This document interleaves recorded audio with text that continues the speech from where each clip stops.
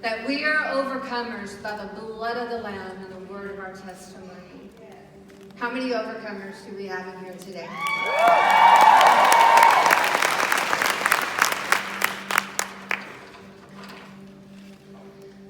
The definition of an overcomer is somebody that has gone through a battle and that has conquered the battle. How many of you have been through a battle?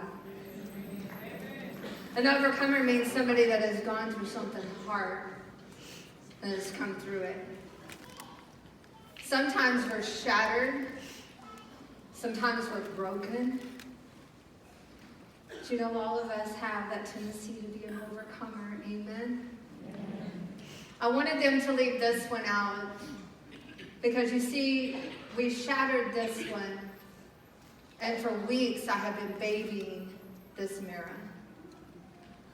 Because you see, when something is so shattered and so broken, just a touch, it will fall apart. And that's a lot of our lives, amen? Let me take you back to 1961. I know that's a long time for somebody who's back in the 1900s, okay? So, time travel with me. Woo, I found some sparkly kitty. Ooh, that's for me. Hallelujah. Thank you, Jesus. So we're going back to 1961 in El Paso, Texas. In a small little hospital, a woman walks in pregnant. She doesn't know who the father is of this child. She has 4 other children already. She walks in, she signs in under another woman's name. You can't do that anymore. But she signs in under another woman's name. She gives birth to a beautiful little girl. Just saying. You write that in your records. Take a notes. That lady walks out with me.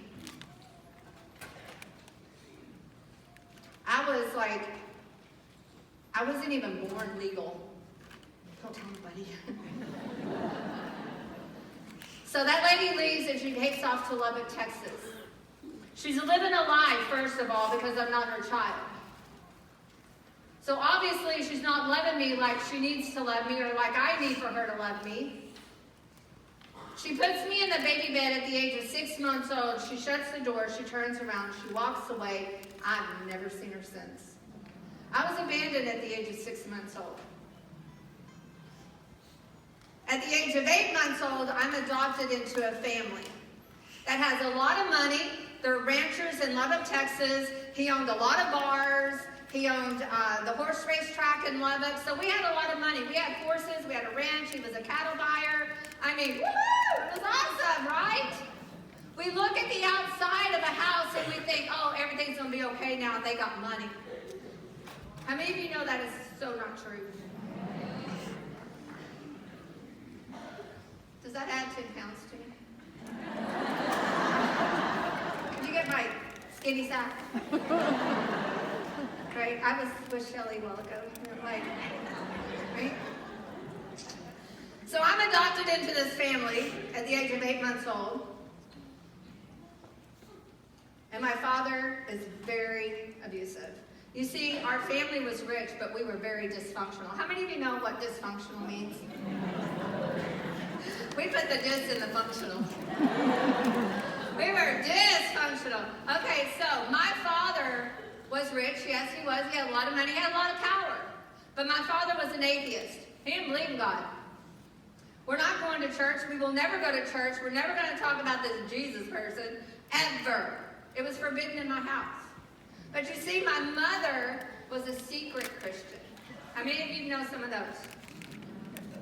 Right. She received Jesus a long time ago, but she never told nobody. We didn't know. My father was so abusive. He was mentally abusive, physically abusive, emotionally abusive. But most of all, my father was verbally abusive. Do you guys know what I'm talking about when I say verbal abuse? How many of you heard that saying, sticks and stones may break my bones, but words will never hurt me? Right? That's a laugh of hell. I'm like, for real? Where are you from? Venus?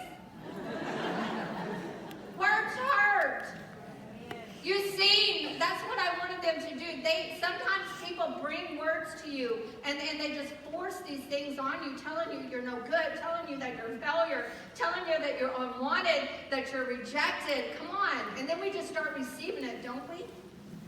At the age of 7 years old, I tried to commit suicide. I didn't want to live anymore. Why live, right? At the age of 7, I tried to commit suicide. We lived on a ranch, and the barn was my safe haven. Does anybody know what I'm talking about? We had horses that would listen to anything you had to say, and they never talked back. I love that.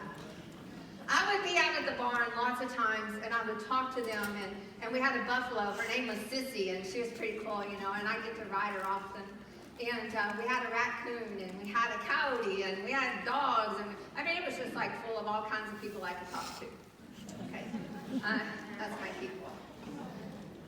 And then at the age of 16, my mom had all of my dad's abuse that she could take. And she left. And my dad didn't want me.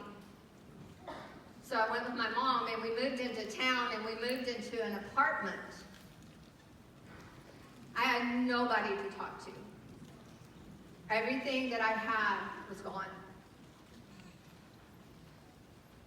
Then I became a rebellious teenager. Anybody been one of them before? I have lots of sisters in here. Tracy's like, we're going to pray a little bit, y'all.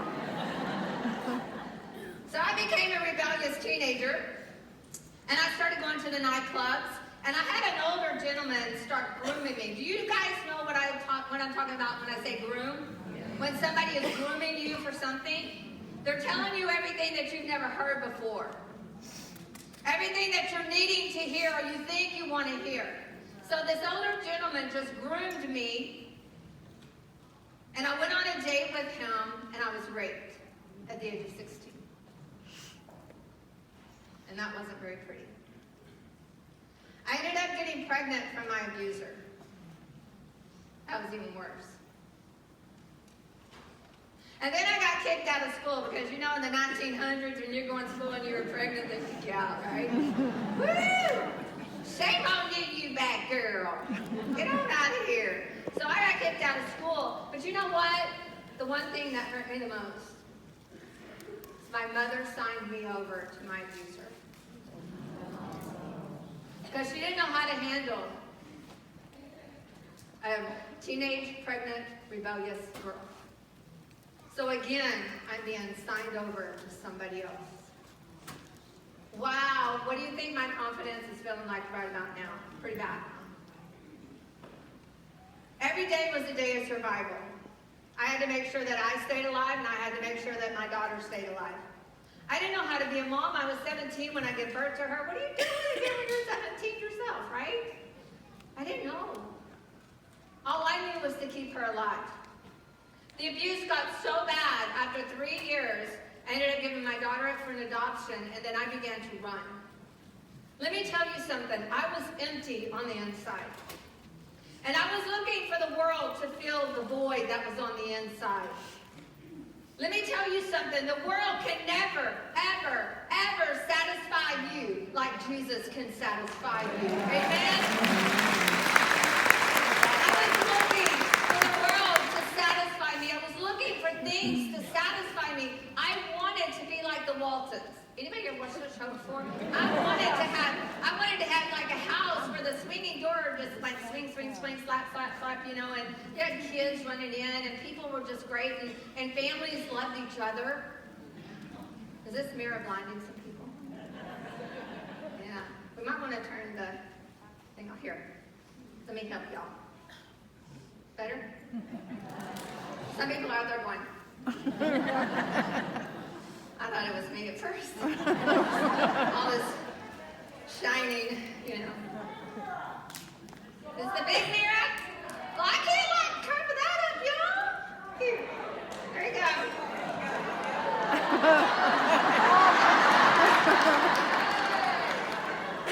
Okay, just for now, I'm going to turn it around in a minute, y'all. God, I thought I was a bright one. Y'all are just like breaking my heart up here and everything. Okay, so I gave my daughter up for an adoption, and then I began world to fill my void. I had 2 more children by 2 different fathers, thinking that this is going to help. Guys, I was empty. I was broken.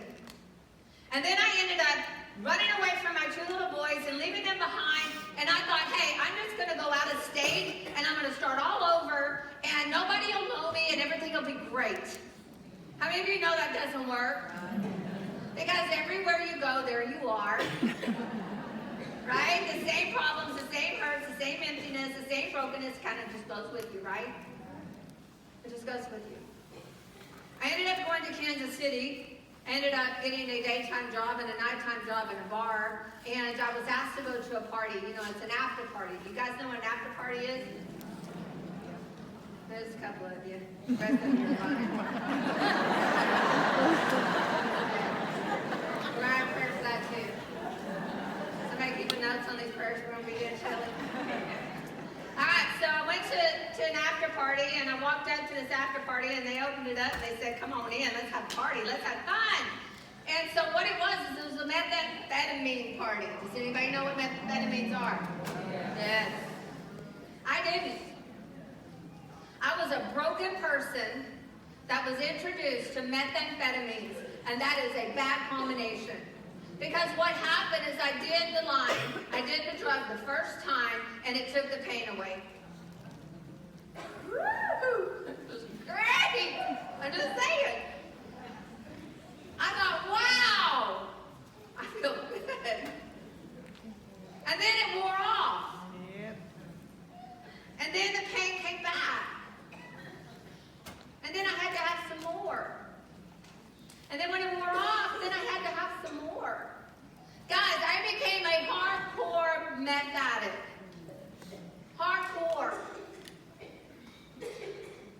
For 13 years. I lost my job.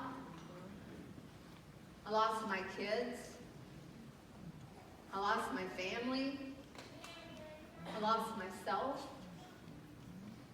I became homeless on the streets of Kansas City. Long ways from Texas. Kind of up there back of York, where she goes. Kind of sort of. I ended up sleeping in the drug houses to get my next fix. The abuse was every day. I ended up becoming a prostitute because that's the only way I can make my money. I hated what I had become, and I didn't want to be that person. And that's not the person that God created. But I didn't want to be that person. But I didn't know how to get out of it. And I wanted the drugs because the drugs made the pain stop. And the alcohol helped me to come down off the drugs. And then whenever I come down, and then I needed to go back up. It was just a cycle, guys. I couldn't get out of it. During this 13-year period, I tried 2 more times to commit suicide. And it's not that I wanted to die. Nobody really wants to die. I just wanted the pain to stop. I wanted to stop. I hated this life. I didn't know how to get out of it. Has anybody ever been there before? I was broken. And then I got put in a mental hospital. That was crazy. They took my shoestrings. And then they came in and they said, do you have a toothbrush? And I said, yes. And they said, give it to me. I'm like, what am I going to do? Brush my teeth to death? For real. So they put me in a mental hospital and I stayed there and I told them whatever they wanted to hear, you know, because as drug addicts, we can tell you what you want to hear. Right? So, I got out of there. I broke out of the one flew over the cuckoo's nest place. And then I went back to Texas, up to Amarillo, thinking that I'll just do better. Well, let me tell you something, guys. It's kind of like when cheesecake comes in front of you. You can't push it aside. You're going to have to bite. I couldn't get better. I didn't have in me what I needed to get better. I had never been to church. I had never heard about Jesus. I was doing this on my own. It's called self-will. I was self-willing myself. Have y'all seen that commercial where the little boy is sitting there and he's going, and he tells his mom, I'm trying to grow? That's what I was doing. I was working in myself trying to get better, and I couldn't get better.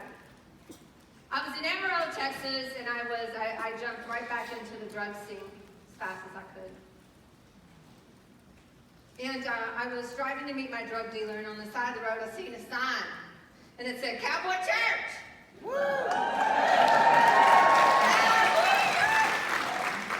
Okay, Saturday nights at 7 o'clock. Who in the world has church on Saturday night? So if I get to the church at 7, I can get out of there by 8, I can get to the bar by 9, I'll be all right. Right? I've never been to church before, I don't know. So I pull up in the parking lot. I had already been using drugs. I was already drunk. I wore the clothes that I made money in. Can I just say that? I didn't look very good.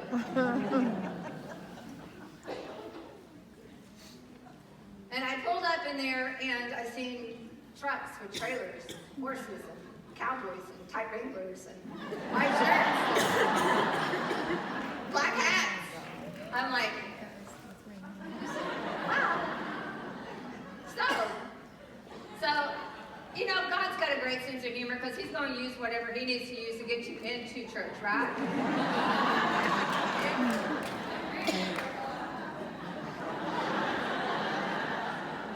So I was following right in church.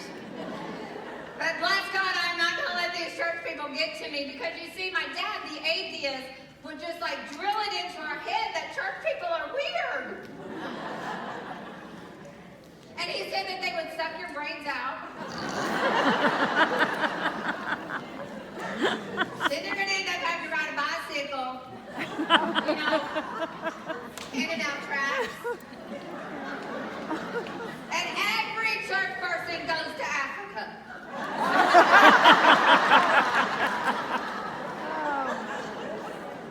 I'm not riding a bicycle and I ain't going to Africa.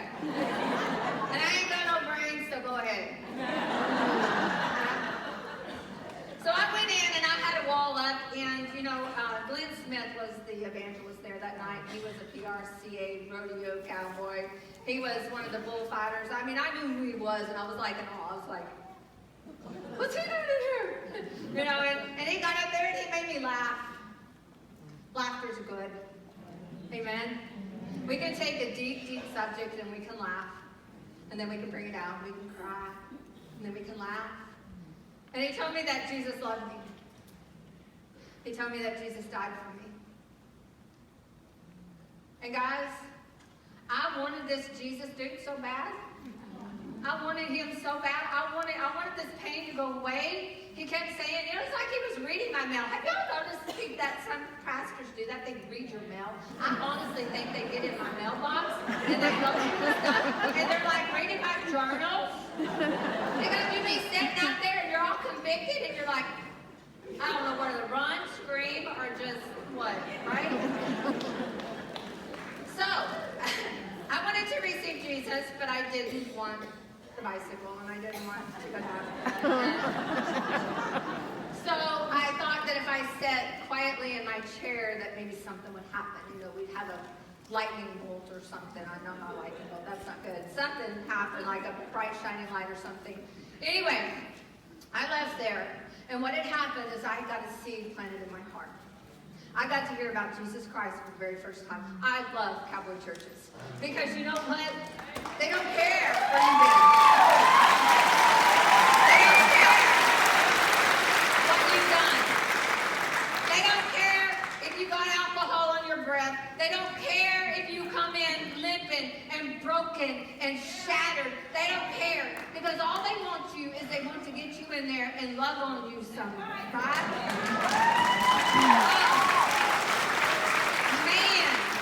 So what happened is I got convicted. Has anybody ever been convicted before?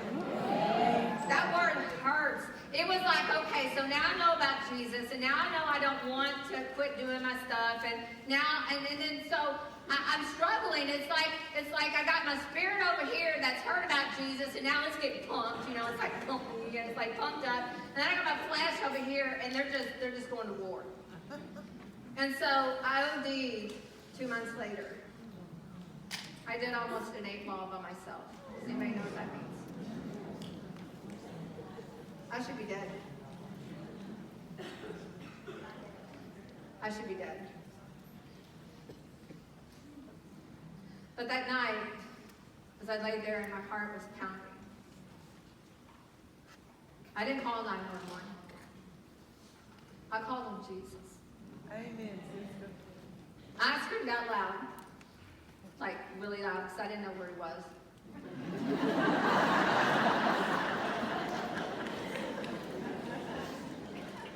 I said, I can't do this anymore. I can't do this. I need you. And at that moment, I felt like I had a father that loved me more than life itself. Amen.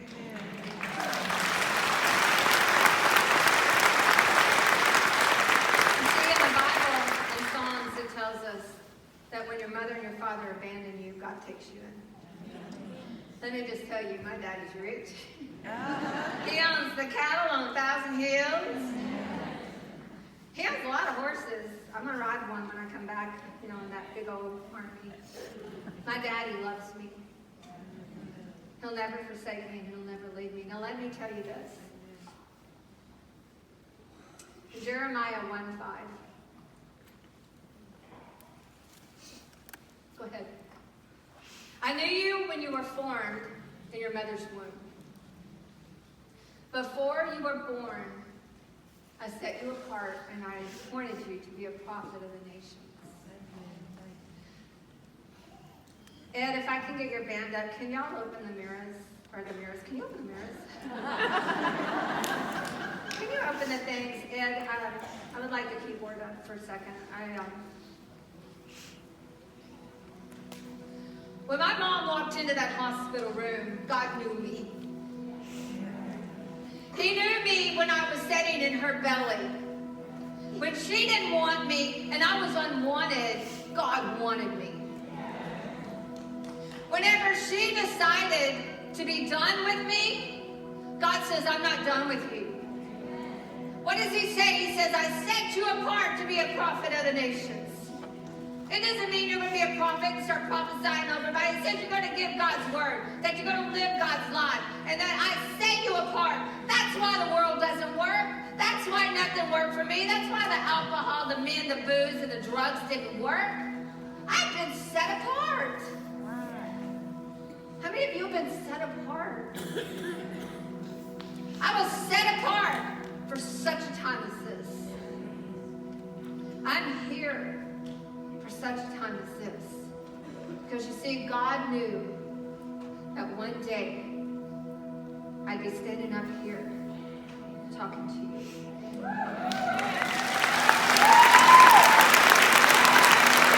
I'm not rejected anymore.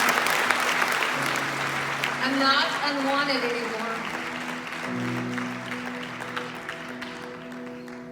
I had to do 4 things. The first thing I had to do is ask Jesus to forgive me of my sins.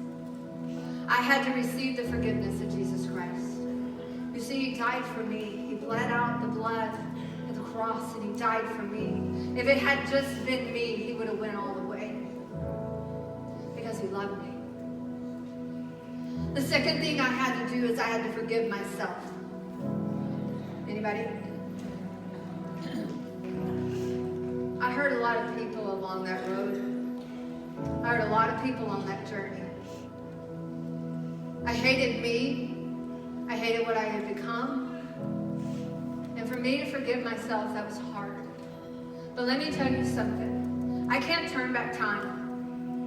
But what I can do is I can use everything that Satan meant to harm me, and I can use it to empower me. And every day when I get out of bed, hell shakes, because I am awake again, and I am going to do everything in my power to take him out, because he's not taking not one more day from me. Amen. I am 21 and a half years clean.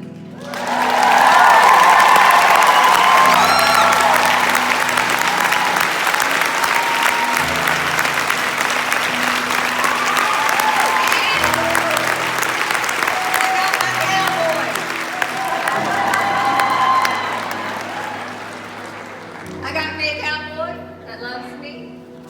Wears black hat, tight razor.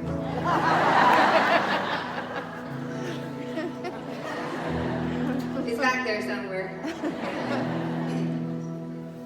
We've been married 20 years. We are church people. I am crazy. I ain't got no brains. I definitely would ride a bicycle in a heartbeat. It hurts my booty though. How do you know? I want to go to Africa. I want to tell people about Jesus.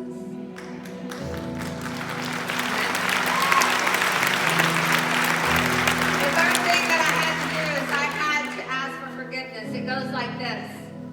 I'm sorry. I have no excuse for what I have done. Will you forgive me?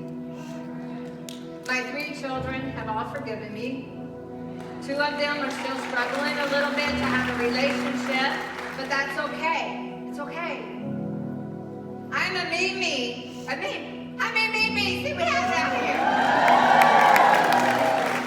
I'm a me of 7 amazing, beautiful grandchildren, and I have that fault in life. This is what God can do. He can restore everything that Satan has taken from you.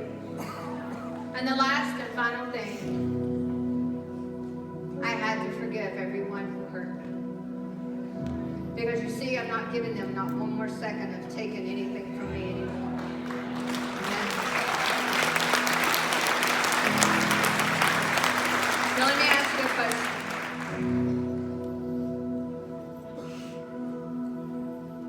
How many of you have actually asked Jesus Christ to forgive you of your sins? How many of you know that He died for you and that He loves you with all of His heart? I want to do this across the board. I want everybody to say this with me. So I'm going to ask you all to bow your heads. I want everybody to repeat this prayer after me. I want you to search deep in your hearts tonight, ladies. Where are you today? Are you broken? Are you hurt? Have you been running from Jesus? Are you ready to just give your life to Him and start fresh? I want everybody to say this prayer with me. I want you to search your hearts deep inside. Because the Bible tells us that if we confess with our mouths, believe in our hearts that Jesus truly is the Son of God, that we will be saved. That's the prayer I said the night that got me to where I am today. So say this with everything you have. Dear Jesus.